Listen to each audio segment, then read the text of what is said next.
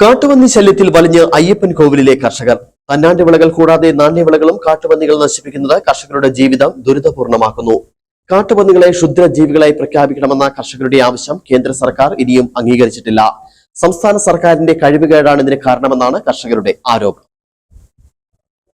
അയ്യപ്പൻകോവിൽ പഞ്ചായത്ത് കുടിയേറ്റ കർഷകരുടെ മണ്ണാണ്. ഭൂരിഭാഗം ആളുകളും കർഷകരുമാണ്. തന്നാണ്ട് വിളകളും നാണ്യവിളകളും സമ്മിശ്രമായി കൃഷി ചെയ്താണ് കർഷകർ തങ്ങളുടെ ജീവനോപാധി കെട്ടിപ്പടുത്തിയത്. കാട്ടുപന്നികൾ കൃഷിയിടത്തിലെത്തിയോടെ കർഷകർ തന്നാണ്ട് വിള ഉപേക്ഷിച്ചു നാണ്യവിളകൾ മാത്രമായി കൃഷി നടത്തി മുന്നേറുന്നതിനിടയിലാണ് കാട്ടുപന്നികൾ നാണ്യവിളകൾ നശിപ്പിക്കാൻ തുടങ്ങിയത്. ജൈവ കൃഷി നടത്തുന്ന പുരയിടങ്ങളിലാണ് കാട്ടുപന്നികൾ ഏറ്റവും കൂടുതൽ നാശം വിതയ്ക്കുന്നത്. കൂട്ടം കൂട്ടമായി എത്തുന്ന കാട്ടുപന്നികൾ രാപ്പകലില്ലാതെ കൃഷിയിടത്തിലെത്തി വിളകൾ നശിപ്പിക്കുകയാണ്. കാട്ടുപന്നി ശല്യത്തിനെതിരെ മുഖ്യമന്ത്രി ഉൾപ്പെടെയുള്ളവർക്ക് പരാതി നൽകി. നടപടി ഉണ്ടായില്ല. കൃഷിയിടത്തിലിറങ്ങുന്ന കാട്ടുമൃഗങ്ങളെ കൊല്ലാൻ നടപടി സ്വീകരിക്കണമെന്നും ആവശ്യമുയർത്തി. ഇതിനിടെ കാട്ടുപന്നികളെ ക്ഷുദ്രജീവികളായി പ്രഖ്യാപിക്കണമെന്നാവശ്യപ്പെട്ട് സംസ്ഥാന സർക്കാർ കേന്ദ്ര സർക്കാരിനെ സമീപിച്ചിരുന്നു. അതും നിഷേധിച്ചു. സംസ്ഥാന സർക്കാരിന്റെ കഴിവുകേടാണ് ഇതിന് കാരണമെന്നാണ് കർഷകർ ആരോപണം ഉന്നയിക്കുന്നത്. ശല്യം കണ്ടമാനമുണ്ട്.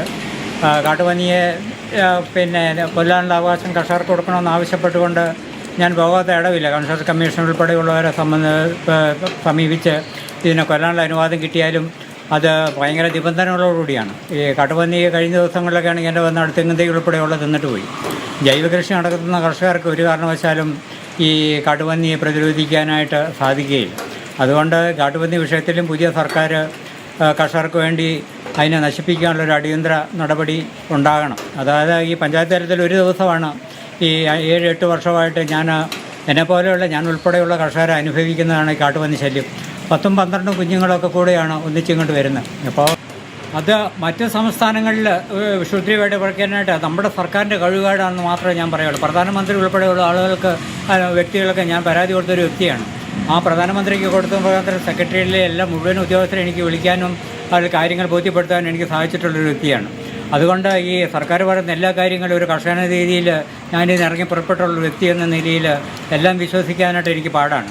മഴ ആരംഭിച്ചതോടെ കാട്ടുപന്നികളുടെ ഉപദ്രവം വർദ്ധിച്ചിരിക്കുകയാണ്. വളവിട്ട് കഴിഞ്ഞാൽ പിന്നെ കാട്ടുപന്നികൾ കൃഷിദേഹണ്ഡങ്ങളുടെ ചുവടിളക്കി വിരയെ ഭക്ഷിക്കും. ചെടികൾ ഒന്നൊന്നായി നശിക്കുകയും ചെയ്യും. ഓരോ വർഷവും ലക്ഷക്കണക്കിന് രൂപയുടെ നാശനഷ്ടമാണ് കാട്ടുപന്നികൾ കർഷകർക്കുണ്ടാക്കുന്നത്. നഷ്ടപരിഹാരവും കർഷകർക്ക് ലഭിക്കാറില്ല. നിലവിലെ സർക്കാരെങ്കിലും ഉണർന്ന് പ്രവർത്തിച്ച് കർഷകരെ കണ്ണീർ കയത്തിൽ നിന്നും രക്ഷിക്കണമെന്നാണ് കർഷകരുടെ ആവശ്യം. Idukki vision news, Upputhara.